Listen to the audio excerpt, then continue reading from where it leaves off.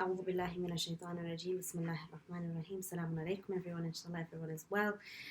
Condolences to all of you on the tragedies that befell Lady Zainab and Lady Kulthum and Imam Zain al-Abidin alayhi salam as they returned from the bazaars of Kufa and the courtyards of Sham, as they returned to visit their brother, their father, Imam al-Hussein alayhi salam, and then on their return back to Medina.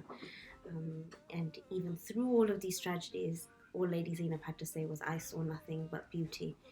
So that's what we will be lettering today, and I will be teaching you to go through the steps. And it's a very live demonstration. I haven't skipped through any parts because I wanted to make sure that you all are able to see that there is a process involved in it, and it's not just a write it and be done with it. It takes a lot of practice, and don't be despair. Don't despair when if it doesn't work out on the first time, because this is, alhamdulillah, we've had 5 years, 6 years of experience doing this, and we started when we were quite young, when we used to letter and we used to decorate our school projects. So thank you to my mum, who actually had very initially started teaching me to ensure that I was practicing my cursive, that I was practicing, that I was using my art, the what we call the right side of the brain, or the creative side of the brain. So alhamdulillah, we will take you through the steps, and we're going to use some very, very basic tools.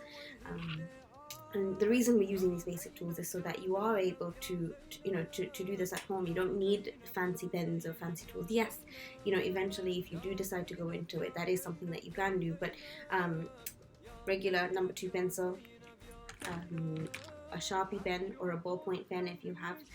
I've used a fine point pen, a marker, a felt tip marker. Crayola is fine. Crayola is great. Any felt tip marker is fine. I'm using an IKEA Marla one, and then an eraser, because we want to ensure that we get it right before we put it onto our final draft. So erasers are always handy.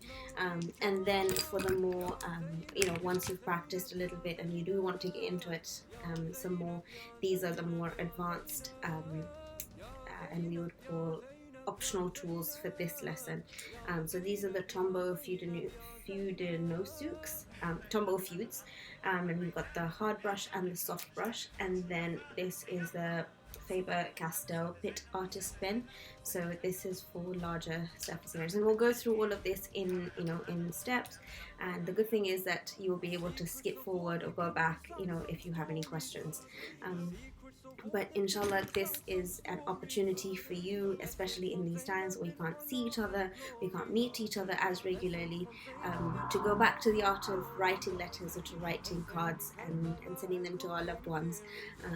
We have come to forget the importance and the smile that handwritten notes put on people's faces. So inshallah, this will be an opportunity for you, especially in this time that we can't see each other as regularly, to go back to the basics, as we would call it. I hope this is beneficial to all of you, and inshallah you enjoy the lesson that's coming forth. So we're lettering "I saw nothing but beauty," the famous narration from Sayyidah Zainab when she's asked about her trials and tribulations. If I were just to write it across my paper in regular handwriting, I saw nothing but beauty. And you'll notice there's nothing fancy, it's regular handwriting, I haven't done anything else to it. If I were to then convert it into, so we'll do full calligraphy first, and then we'll go into hand lettering. And if you notice, I've just kept simple tools that we would find around the house. I've got a felt tip marker, Sharpie pen, Papermate, Flair pen, and then a pencil. So we'll start off with a pencil, and we'll do the full calligraphy first. So it's like cursive. I'm going to set up my lettering exactly as cursive. So I saw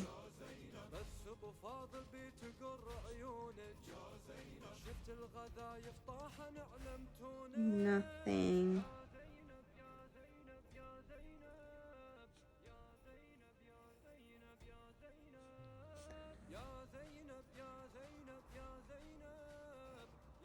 but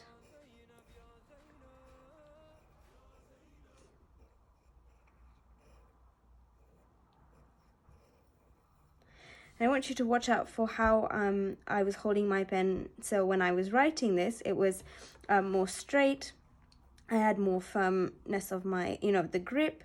But as I started lettering, you'll notice I released it slightly and I kept it at a bit of an angle. So it's almost like it's a 45-degree angle you want to try and keep it at. So not completely, up here, but you want to keep it nice and light.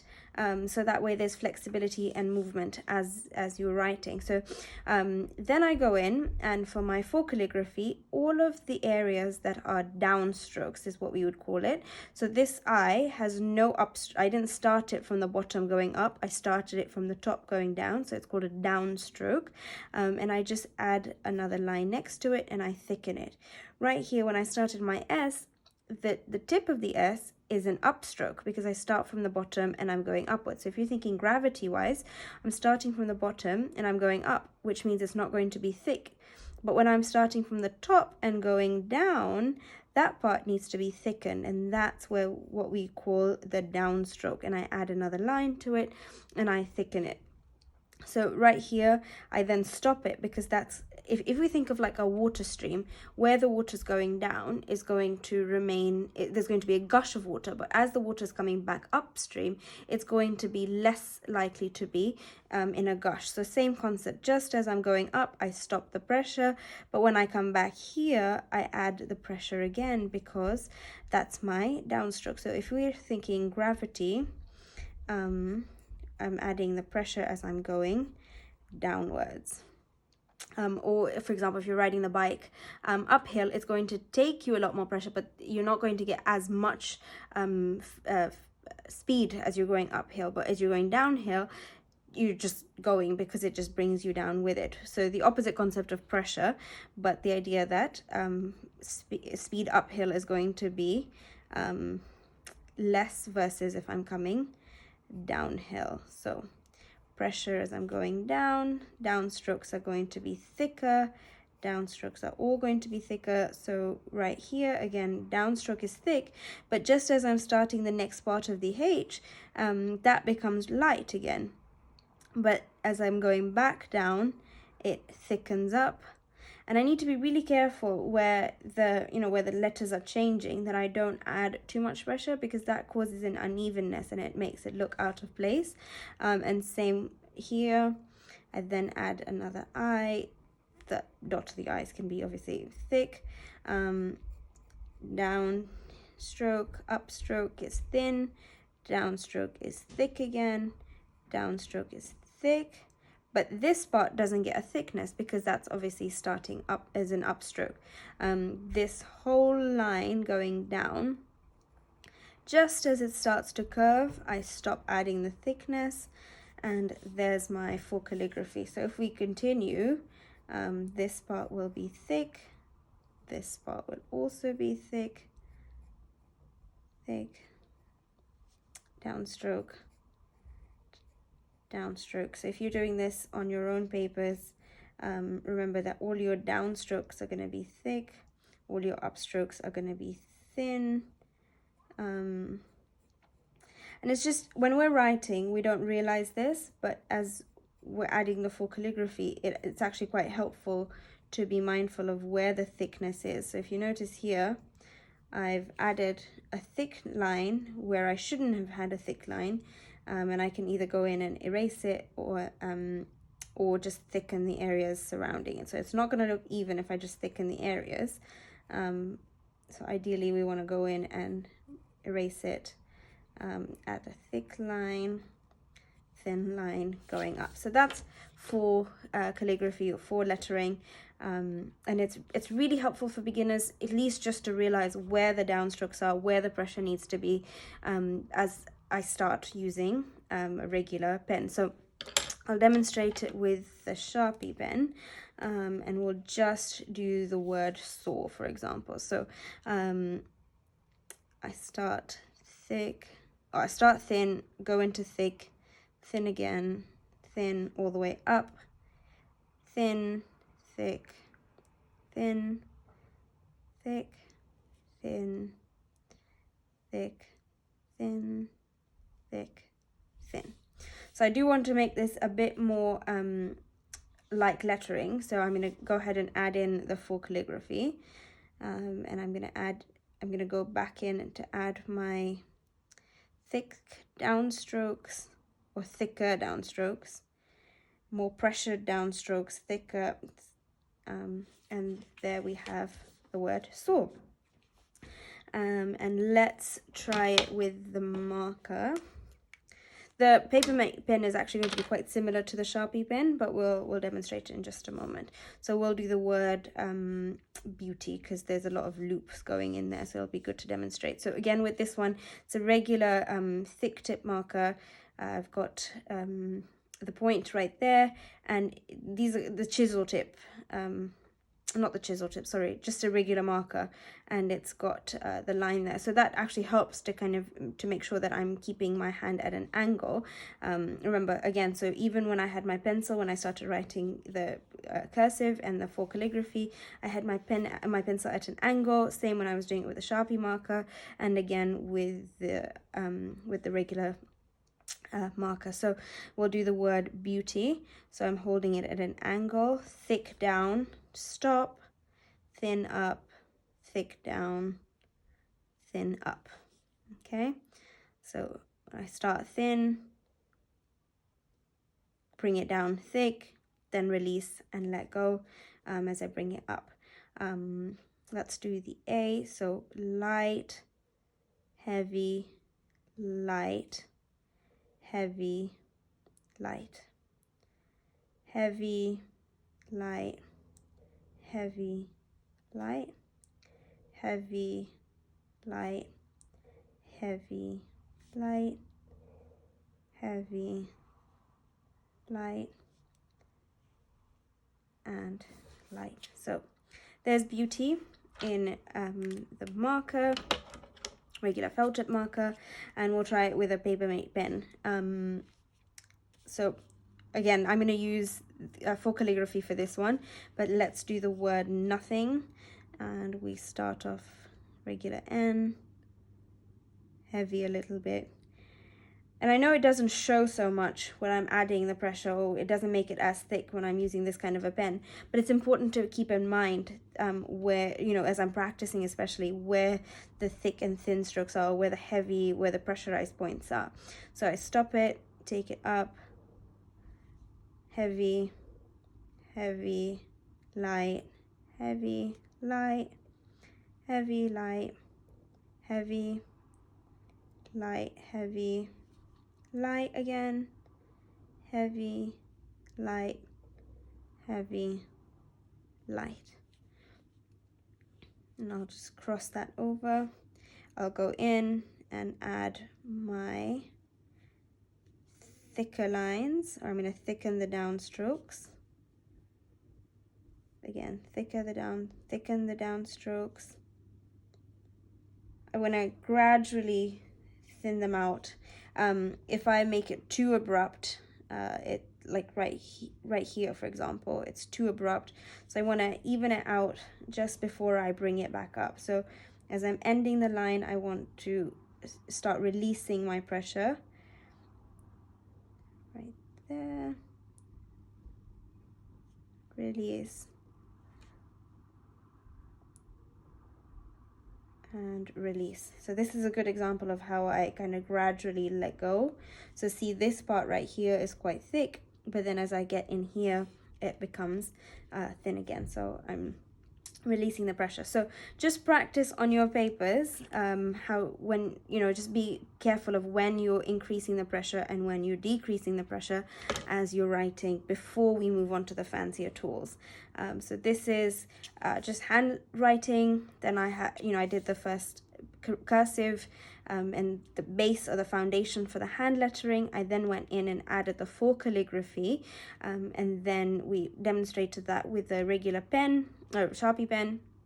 With the marker, I don't need to go in and add the full calligraphy because the marker does have thin and thick strokes that I can alternate depending on the pressure that I'm adding with my hand. And you noticed here where I've got the thick strokes, the thick down strokes, the thin up strokes, back to the thin down strokes, and we continued the word beauty.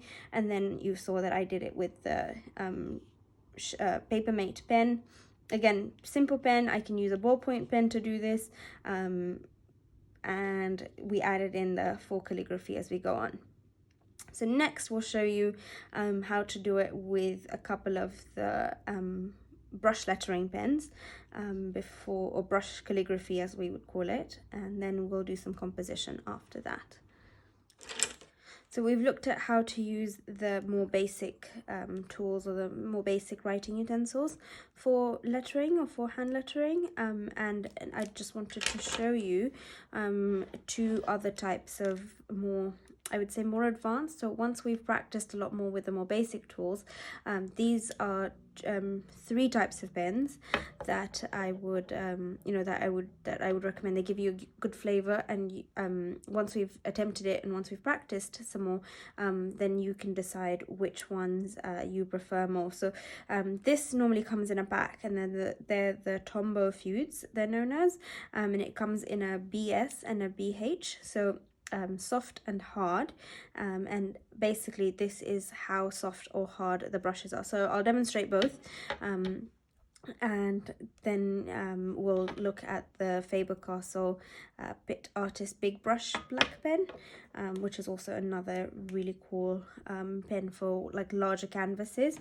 So I'm going to start off with the Tombow Feud hard brush, and I'll letter. So again, I've got my pen at an angle. I'm not holding it too tight, but I'm ready to letter. So I'm holding it in an angle. I thick down, thin up, thick down, thin up, thick up, thin up, thick down, thin up.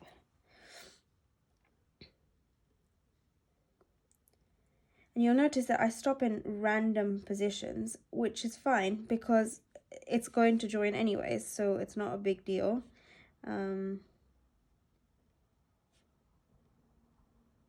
But when I am leaving enough room to then loop it. So if I start too close, then obviously my G is not going to be big enough. So a lot of the times you just want to eyeball this, but it comes with more practice. And I can't say this enough. Practicing really is key to hand lettering. So I saw nothing but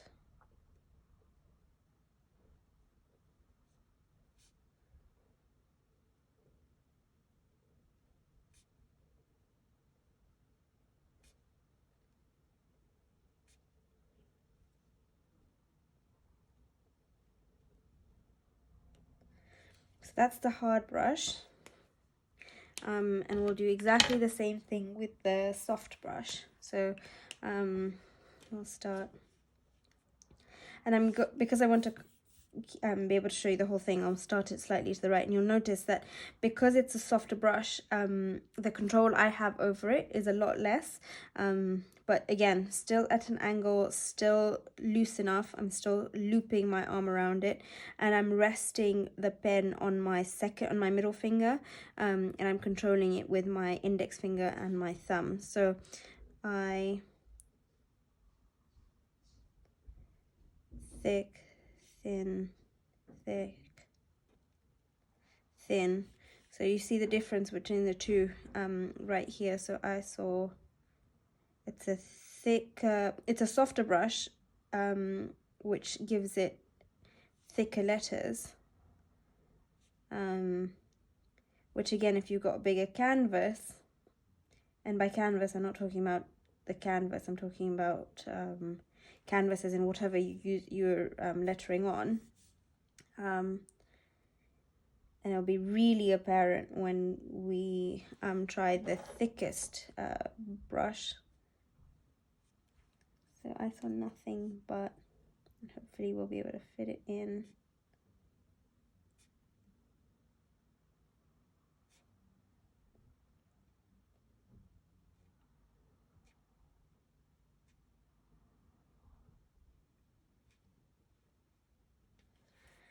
So that's with the softer brush.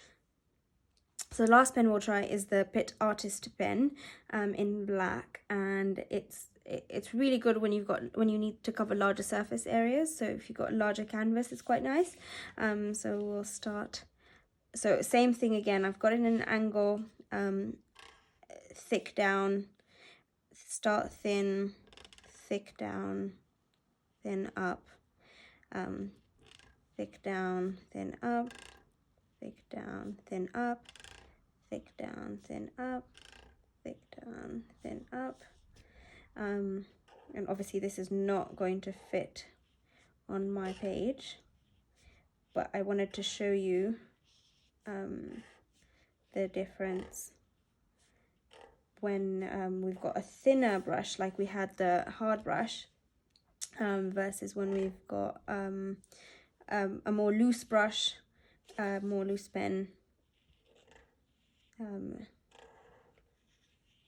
And the same concept can be used, can be applied when we're using paintbrushes. If we're using paintbrushes to do some brush lettering, and the smaller the brush is, the more control we're going to have. Whereas, so if we, see if we see right here, we've got a thinner, we've got a smaller brush versus this one. It makes a huge difference depending on how much area we need to cover. So yeah, these are just some examples of lettering using some of the tools that we have, so some of the brush calligraphy pens that we have, but you can use exactly the same thing when, you know, if we're dipping with paint and paintbrush, or if you were using like a water brush. But the concept is, when we're going down, thick down, thin up, thick down, thin up, and gradually moving it about when we are connecting one part of the letter to the next part of the letter. So the next thing we're going to do is some composition, so just the layout of our lettering. So this next section, I just wanted to kind of take us through how to plan a composition, and by composition we're talking about the layout of our final piece. So for example, if my final canvas is going to be landscape, then obviously I'm going to keep my rough paper or draft landscape, whereas if it's going to be more portrait, then I want to keep it long ways up and down. So I'm using the back of the papers that we've been lettering on, or that we've been practicing, and we're going to keep it landscape. So I'll show you how I'm going to plan it. So first I just write it out, normal handwriting. I saw nothing, and I want to emphasize the nothing, so I'm going to keep that in the middle, and then but beauty. And then I realize, well, it's not really the nothing that I want to emphasize the beauty. So then I would scratch that off, and I saw nothing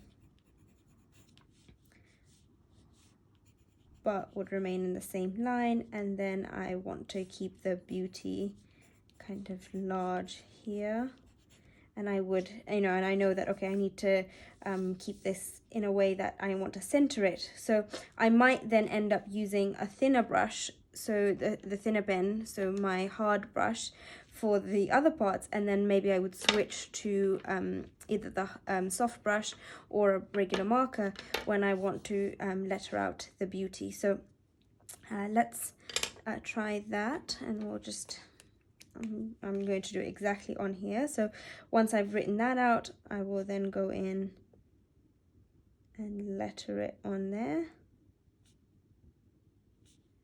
See if I want to, in this way I can decide if I want to make any changes before taking it on the final.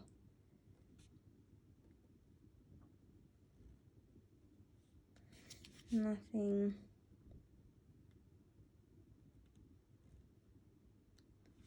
But, and then if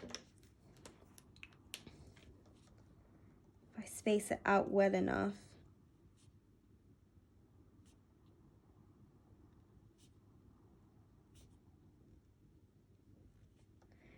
I can decide if I like the way this looks, or if I want to change it up. So I do like the way this looks. All I need to do is I need to move the B slightly in. That way it is aligned in, underneath the I, so nothing but.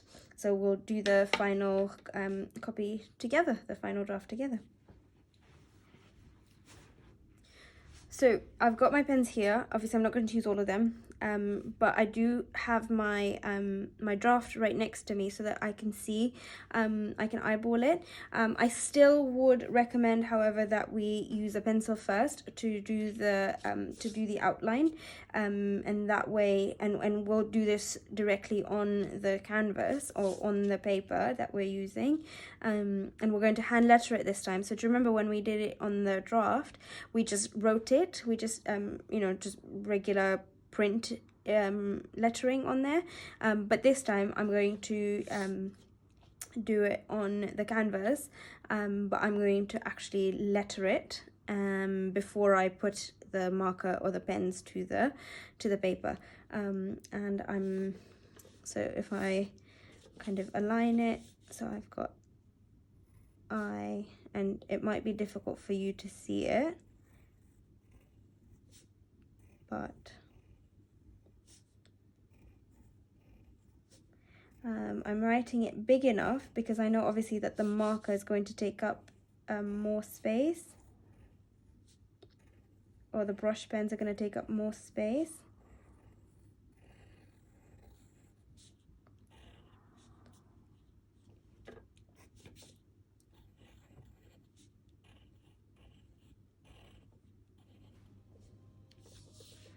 And then I remember that I had to move it in slightly, so I'm going to start underneath the S this time and leave even more space, because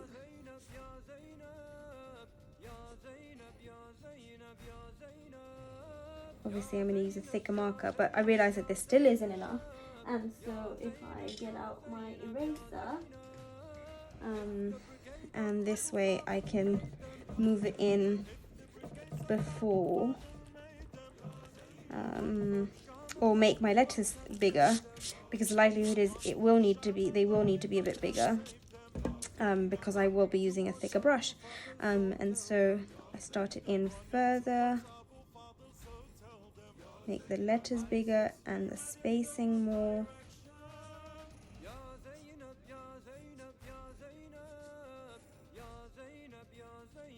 And I realized, well, I've moved it too far over, so I do need to take it back.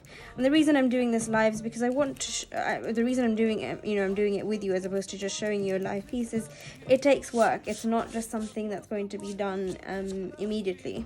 So I'm going to move it over, but I'm going to keep the letters nice and big still, the spacing nice and big. Again, my pencil is still at an angle, so B-A-U-T-Y, beauty. And I like that a lot better. I just want to lower it a little bit because I think it's too close to my G and I don't want to take my G any higher up. So it's okay to, to erase it, but it's better than having to change up your canvas again. So I see nothing.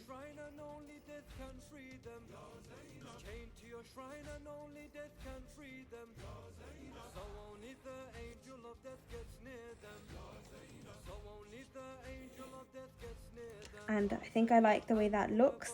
It is a bit smaller, so I do want to enlarge them a little bit.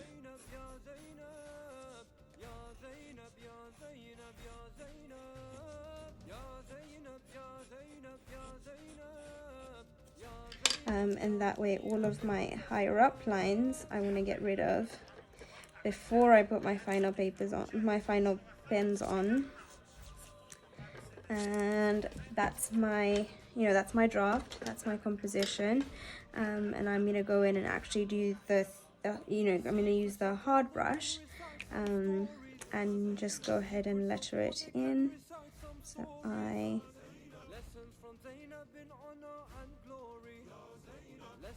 Zainab in honor and glory. Hussein in Karbala echoing theories. Hussein in Karbala echoing theories. Victory after the other victory. Ya Zainab, Ya Zainab, Ya Zainab. Ya Zainab, Ya Zainab, Ya Zainab. Ya Zainab, Ya Zainab, Ya Zainab. Ya Zainab, Ya Zainab, Ya Zainab. With their holy blood they started writing. Once I'm done with this, I'm going to use my thicker brush. But I do need to make sure I've crossed all of my letters. And again, you can leave that to the end, you can do it in the middle, however you're comfortable. So once I'm done with that, I'm going to use, you know what, let's use the Tombow Feud soft brush. And really take in all the letters.